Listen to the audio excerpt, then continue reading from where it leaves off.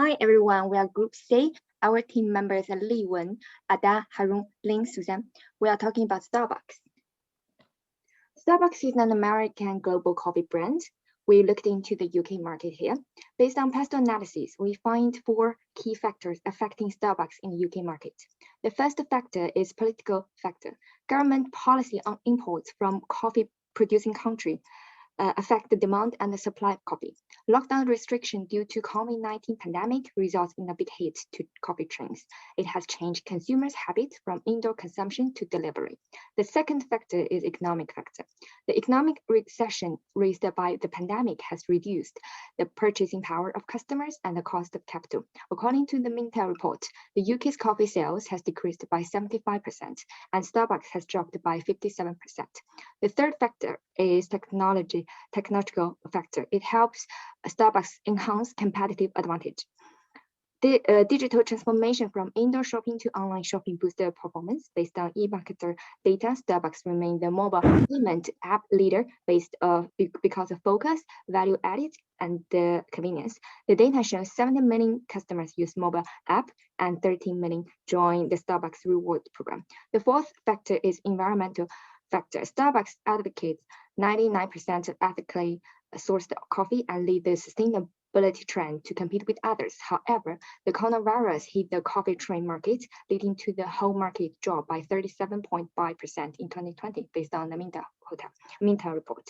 The findings show Starbucks has declined in sales, but tried to promote online service by customizing clients' experience to compensate the loss during the pandemic. In this page, we're going to analyze Porter's five forces.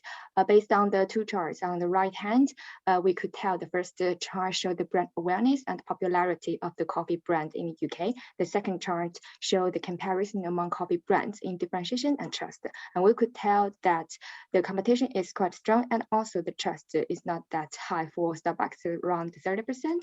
After analyzing five forces, we conclude the three elements. The bargaining powers bargaining power of the buyers is strong because the low switch cost and multiple choices. The threat of the substitute is strong because of high substitute availability and high affordability. The competitive rivals is also very strong because the quantity of the firms and the variety of the firms. All these findings tell that the competition among coffee brands is fierce and the customers are not very loyal to Starbucks.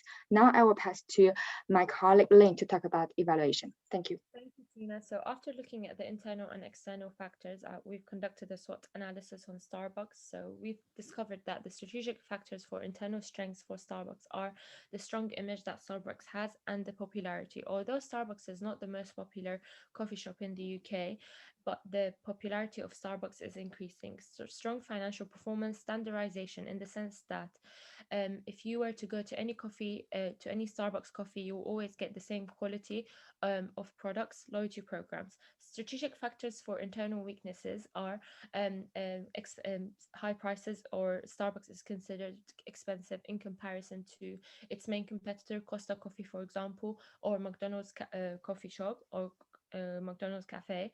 Imitability of products in the sense that if you were to go to any supermarket, you always find similar products to Starbucks, for example, or at McDonald's, for example, but at cheaper prices. Tax avoidance in the UK. So prior to 2013, Starbucks was accused of not paying taxes in the UK, which have brought about a lot of criticism. Procurement of products. In the sense that Starbucks was criticized for violating fair coffee trade.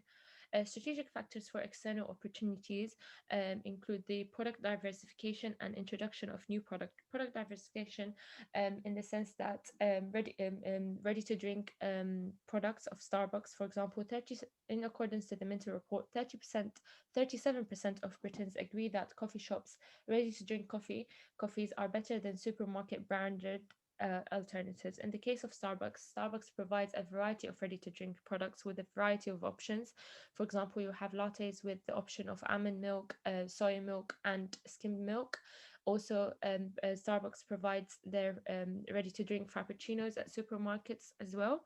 Um, price differentiation or price cuts. So during the COVID-19 period, Starbucks have offered a 45p discount on all of its drinks, coffee subscription in the sense that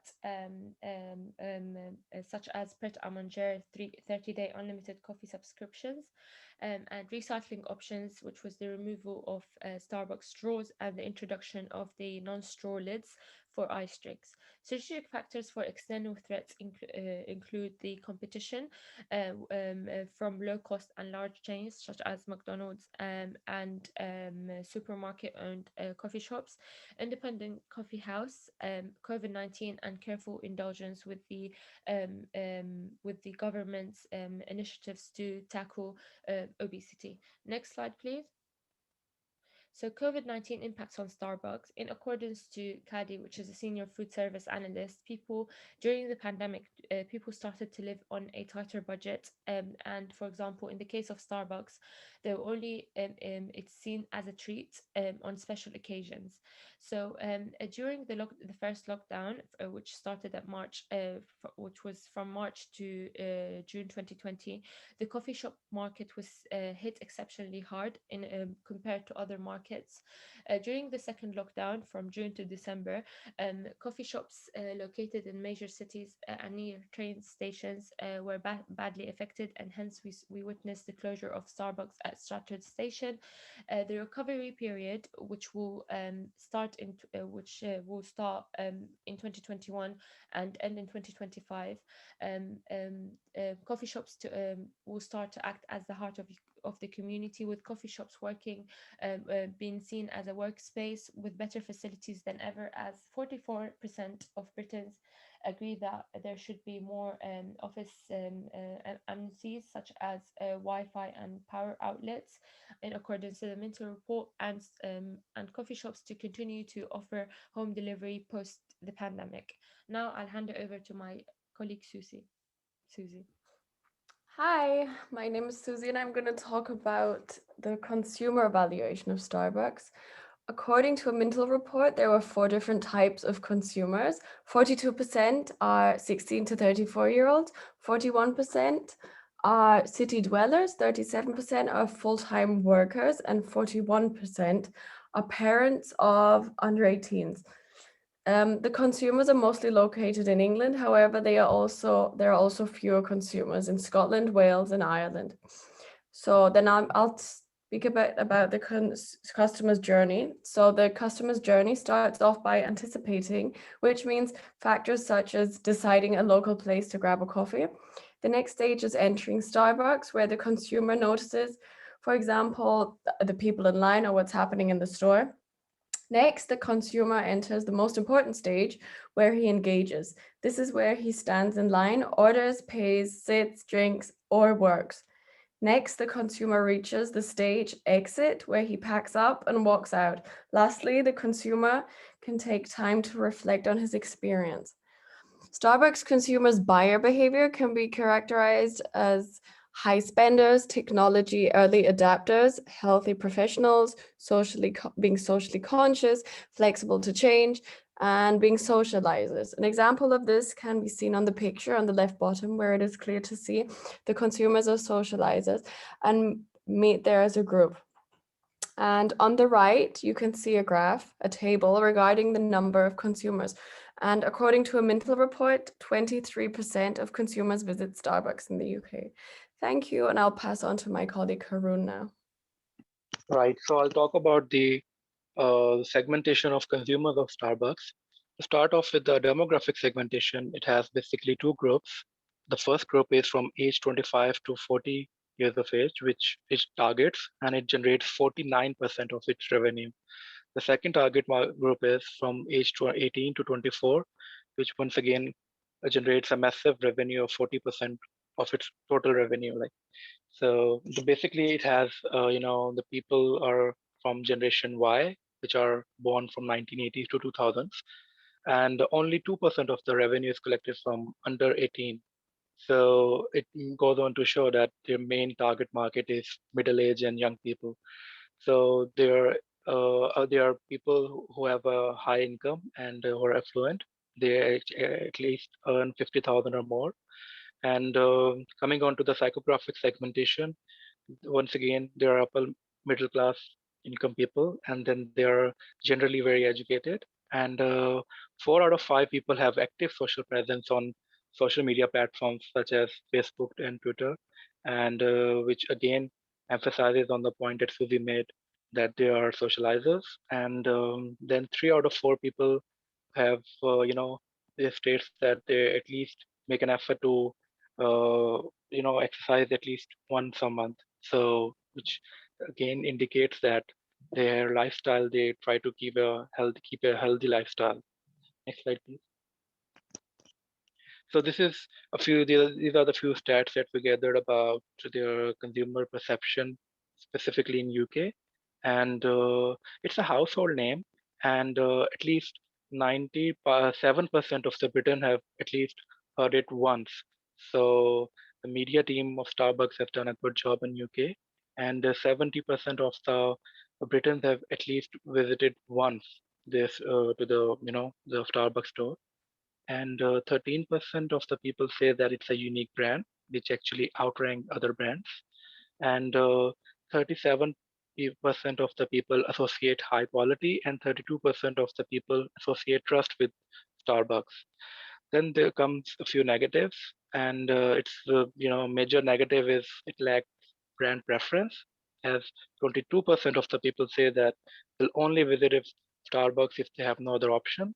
13% of the people say they would never visit Starbucks, and only 19% says that it offers good value. So it clearly lacks value proposition, which it needs to work on, specifically in UK.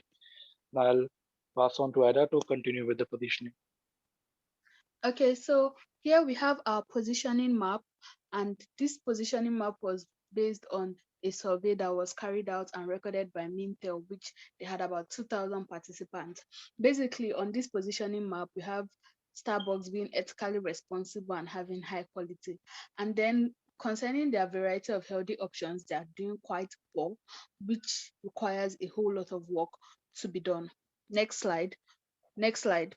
We're going to be looking at the repositioning, and on the repositioning, you have a list of the bases that form the satisfaction for customers.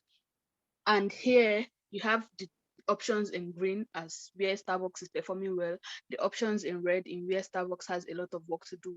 And so everyone knows that the menu prices for Starbucks are quite high, but then it's advisable that they start in like putting in prices where everyone can get something here, not very low and not very high. I mean, let there be something for everyone.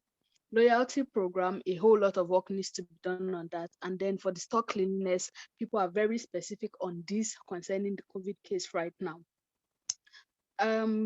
Currently, Starbucks is carrying out the Big Two, which involves innovative practices and healthy menus.